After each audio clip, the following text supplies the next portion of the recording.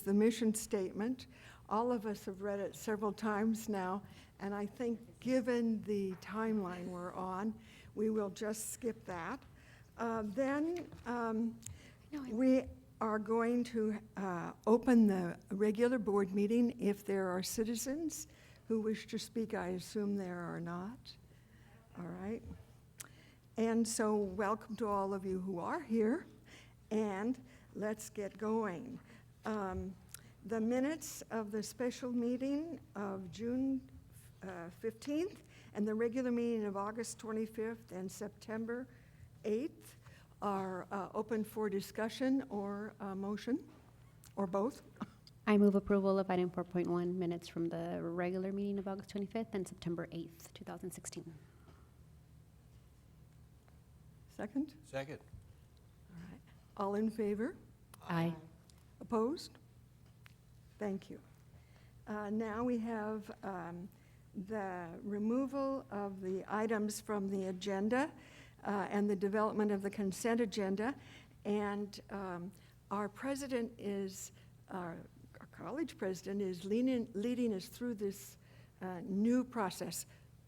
Okay, so we don't have any items to remove from the agenda Okay. in 5.1, and then we'll develop the consent agenda itself. And for those of you that are not familiar with this process, what we do when we develop the consent agenda is pull out anything that needs some exceptional discussion or items that are unusual or potentially controversial that need further discussion. And then once we pull those out, anything left over will be voted on by consent in a general fashion and approved or such on that basis. And so we decided that we're not going to pull out any agenda item. So all of the items, with the exception of the two measures, I 2016 and J 2016 from the Unified School District, which is a resolution, will stay, and you'll have to vote on that separately, but everything else then would go on consent. Right. Peter? Question, what would trigger your action to remove something from the consent agenda? What goes through your mind?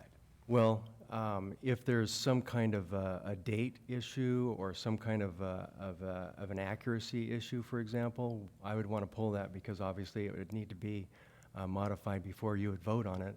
The other thing is that you all will decide if something needs to be removed to have further explanation.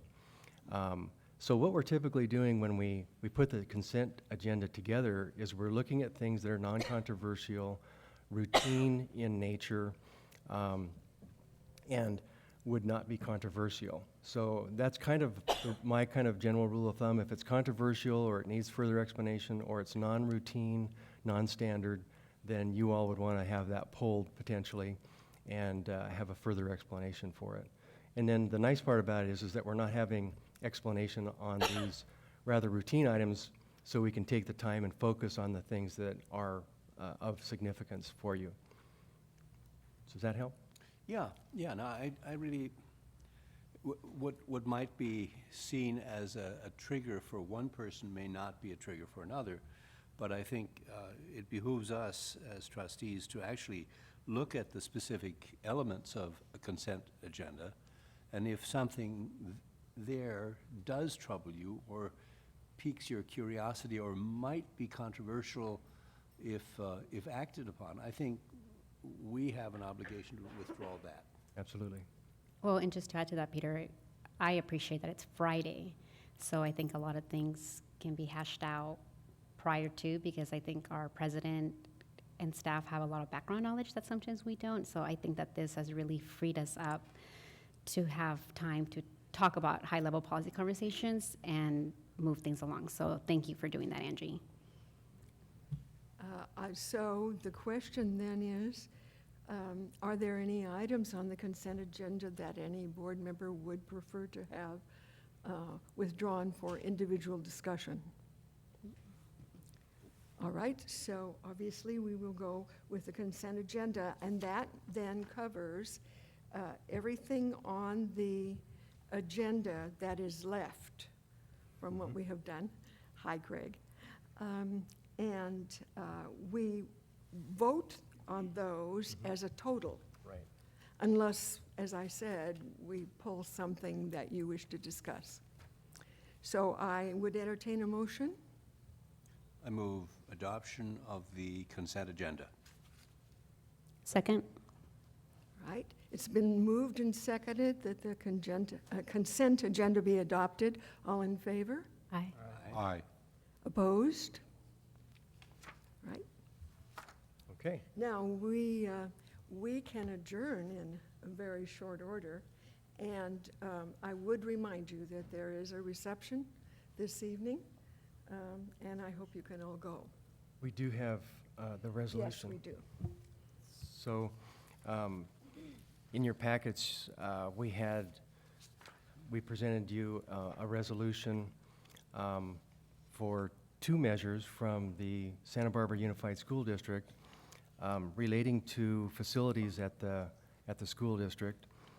And these measures, one is Measure I 2016, and the other one is J 2016, are both about repairing, upgrading facilities at the Unified School District. And it's not just about upgrading the actual facilities, but it's also entailing things such as security upgrades and other things of that nature.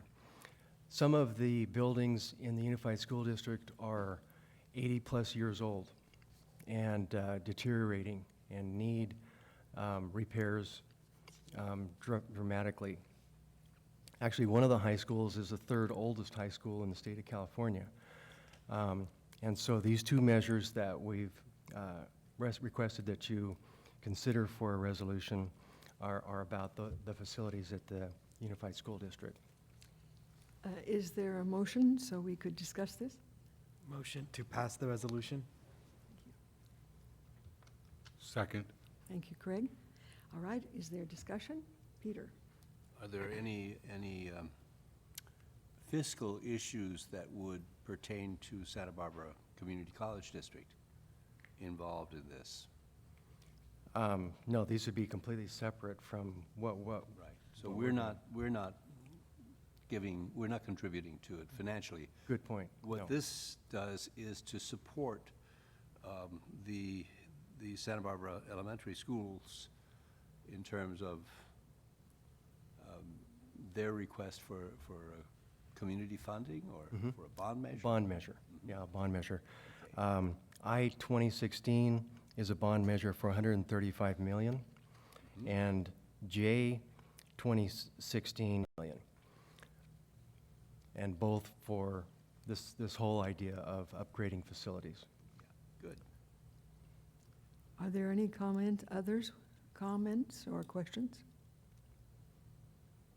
Right. We'll vote on this resolution. Actually, it's two resolutions, but it's the same goal, which is to support the Unified School Districts and their building upgrades. All those in favor? Oh, Craig, you want to make a? Yeah, as a board, we've approved various measures on different subjects that amounted to, like, supporting other things going on outside of, that don't directly affect us and that we don't directly contribute financially to. The only questions I have at all is what impact does our support of this actually have or have the potential to do? And I don't know that there's a good answer to it. Any comments on that regard? Well, it's basically a vote of unity. We know that the students that are coming out of the Unified School District, 40% of them will come here to City College. And if they have a good learning environment in the K-12 system and can prosper there, they can be a better student when they get here. And so I think just by that in itself, it's worth supporting a better learning environment in the K-12 system. I would concur. And then we share all the dual enrollment students. Mhm. I think to a large measure, just as with the consent agenda, much of this is based on trust, that someone has carefully examined the needs of the elementary school district or part of this unified school district and come to the conclusion that it is in education's best interest to provide this kind of support. And you're closer to it than anybody. Do you want to comment? No, other than I did notice, reading through the ballot that we all got in the mail, it does include the purchase of the Armory building, which is the property in between Santa Barbara Junior High and Santa Barbara High School. And I think that the benefit for Santa Barbara City College is just the potential for further pathways, career technical education. I just think that really, there's something there in terms of a vision for our students here at the college and our students locally. But, I mean, that's our biggest assets here in Santa Barbara, is that our school districts have property. And, I mean, we struggle with similar facility issues, I think. I teach at Roosevelt, so we are a little newer renovated, so I don't have perhaps the facility needs in my classroom. But there was a time when Roosevelt was in dire need, and this community came together and provided the resources Right, with which Roosevelt was reconstructed. very beautifully to look at the ocean and the mission, yeah. No, I mean, Santa Barbara, have you driven by Santa Barbara Junior High? Oh, yes. Santa Barbara High School. The wood at McKinley, gosh, it's just, you don't build like that anymore. So the district is very fortunate to have these historical landmarks. The Luke Theater, the junior high, which is a private foundation, but, so yeah, Craig, I think. Any other comments? Then I assume we're ready to vote. This calls for a roll call. Trustee Nielsen, Aye. Trustee Gallardo, Aye. Trustee Haslam, Aye. Trustee Abud, Aye. Trustee Kugler, Aye. Student Trustee Gribble. Aye. Thank you. And we have passed these resolutions, which is a very nice opportunity for you to share with the school district. I certainly will. And they've supported us a lot, so I'm delighted that we did this. Thank you. Well, as far as I know, we have one more thing and then we will be finished. But this is a pretty important one, as you have noticed. There's been a lot of discussion of it. And I think it's one of the most exciting beginnings I've seen a college president do, was that survey. So, yeah, we've talked about the survey to a certain extent. And the intent of the survey itself was, since I'm new to Santa Barbara, I wanted to give an opportunity for faculty, staff, administrators, and students, and the community to be able to send me comments about their feelings related to the college. And there was no intent of this being scientific by any means, and I need to make sure that I'm clear with everyone about that. This is a survey that is really kind of more of a temperature gauge than anything else. So you can't put a whole bunch of meaning in the results of a survey like this, but it does give you some indication of things that are important to various groups. And overall, I was absolutely impressed with how much the community loves this college and how much they care about this college, or it cares about this college. And overall, we received 675 total responses. 429 of those responses came from community members, 111 from faculty and staff, and 135 from students. And those were self-identified categories. So, I mean, we didn't check, whether or not they fit in those, technically or whatever. But it was a good response. small when you think about the overall size of Santa Barbara, 675 versus a population of 90,000 plus. So, you have to keep all of that into consideration. But I asked them basically 5 different questions. The first one was, and these were open-ended, the first one was, if you were the new SBCC president, what would you do?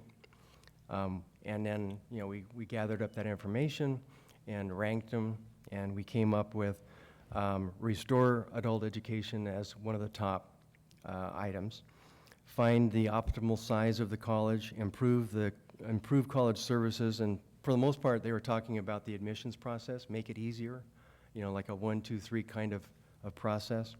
Listen to faculty, staff, and the community in terms of making sure that we get input from folks, and connect with the community. Those are some of the top areas. I also asked them, what are the strengths, weaknesses, opportunities, and threats that SBCC faces? And for the most part, the answers here, and I'm not going to go through all of them, but the answers are answers that we're familiar with and predictable. Strengths were things like we have a strong faculty, we have a great reputation, quality instruction, and of course a beautiful location. Weaknesses, adult education came up, and they basically talked about the idea that we don't have adult education. Well, there's a little bit of a misconception there because we actually do have adult education. It's not the size that it was at one time, but we do have adult education. And then, of course, things like parking and lack of housing, things like that we already are very much aware of, are potential weaknesses for the college. Opportunities talked about things like reconnecting with the community, and we're already working very, very hard to do that and having some good success and enjoying doing that.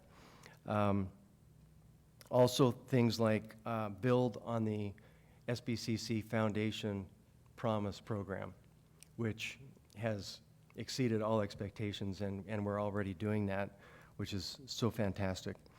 Some threats, housing came up again, parking came up again, some of those kinds of things that we're familiar with. One, though, threat that was talked about is actually the top of the threat list, relates to growth. And this, again, is one of these areas that there's a misconception about in the community, and I'm going to be taking full responsibility for making sure that we get some of these misconceptions cleared up.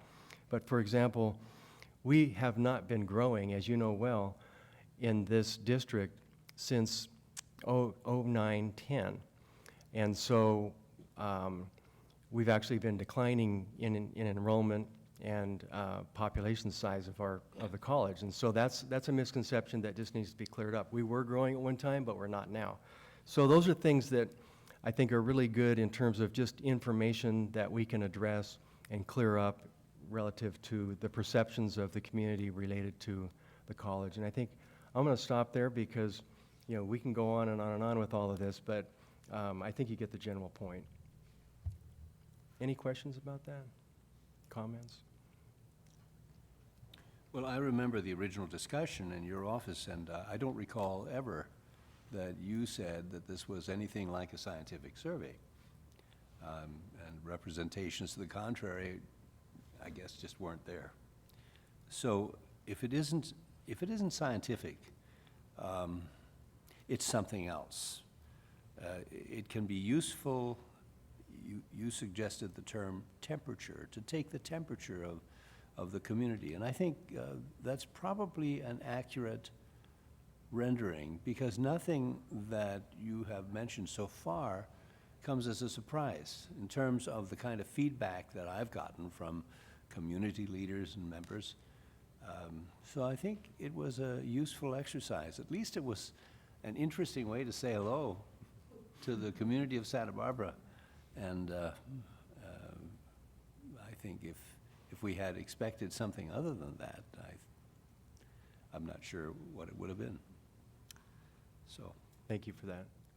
Yeah, I mean, I would echo Peter's. I definitely appreciated the results because, again, it told us that these are things that we had been hearing about in multiple contexts, whether it was joint city council meetings, joint board meetings with our local school district, in our communities with our constituents.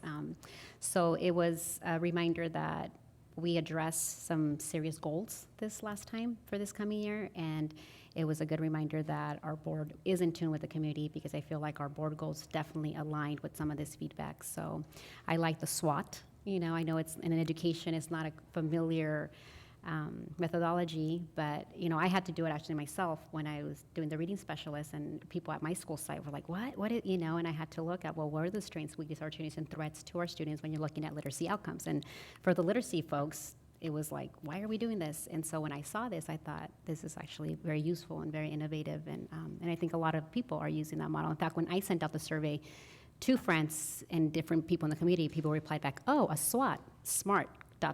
You know, and so a lot of people knew what you were doing, and so I appreciate that. So thank you for taking the time and the lengthy hours to really look at it, because it was useful. You bet. Thank you for that. As far as upcoming meetings, we have the regularly scheduled meetings, and we have some future things that we're going to have to look at. But at this moment, unless there's something else on the agenda or that you feel we need to address, we are ready to adjourn. Yes, Emily. I have a quick question regarding the survey. Just had a couple students just come up to me in concern, knowing that it wasn't taken or wasn't intended to have any, scientific method behind it and whatnot. That's what I have been trying to explain. But I think that one of the questions that a lot of the student body would like answered is how much will this be referenced when handling, clearly, student housing is a problem, clearly, transfer admissions are a problem, community outreach is a problem. So how, if it holds no scientific, procedure and method, how often will it be referenced when handling these situations? I think we have to be cautious about referencing it too much because of the reasons that I described in terms of the research kind of methodology that's been established with this. It really is a small n when it gets into comparing, the overall population that we have here and the feedback that we received. And then also we know that when people take surveys, it's just like if you go on a trip and you're on an airline and everything goes well, then typically you don't think about reaching for some kind of a survey card. But if things don't go well, then you tend to want to get your voice in there and complain or whatever. So my point here is that certain types of feedback is generated by certain kinds of populations that we have that took the survey itself. So you have to be cautious with how we use it. I'm not planning on referencing it extensively. I think it's, as Trustee Haslam pointed out, it's something that you can have, as an additional input, but as far as a decision-making tool or something like that, I think that would probably put too much emphasis on the survey itself. That's my take. Greg? Yes, I'd like to thank Emily for bringing that up. Very good question, very, very good. But at the same time, I didn't see points on here that we hadn't already been, topics that we weren't already discussing and concerned about and working on. It does, although it is not scientific, it does back up that we really need to be concerned about these points. Even if we're doing well, we need to work on our ability to communicate. When I saw those questions about, we don't have adult education, state-funded adult education, so that was qualified. I wasn't aware that we didn't have any state-funded adult education, and we do have it. So apparently, we haven't communicated at least that fact to at least some portion of the community out there. So, it's really good to have any kind of feedback. It's much better than having no feedback. Right. And especially the critical feedback is good. It makes us re-examine and check ourselves, and, we're here for the students. Thank you. And what you just were discussing, Craig, I think is what supports the use of opinion surveys. Opinion surveys can happen much faster, as you all know, than a scientific study can. And if their results are confirmed by other things, i.e., other things that have come up that say the same thing, and in this case, for example, because I worked on the MESA project, the MESA folks and their list of things they wanted fixed and changed fits it very closely. And then you've mentioned some things that also did. Then you begin to know that an opinion survey is useful. It is not the same as a scientific survey. It also does not cost multi-thousands of dollars. And sometimes getting the different things together gives you a better picture than an opinion survey, even if it's scientific. Is there anything else that we need to be thinking about? You've got it. Thank you very much. And again, as I was reminding you, there is a reception if you have a chance to come. I know that this is a celebration of Anthony's arrival. If he has too many more celebrations, he'll know he has to stay. I think this is it. So, so thank you very much for coming. We are adjourned. I've never done that before. It is a Chamber of Commerce,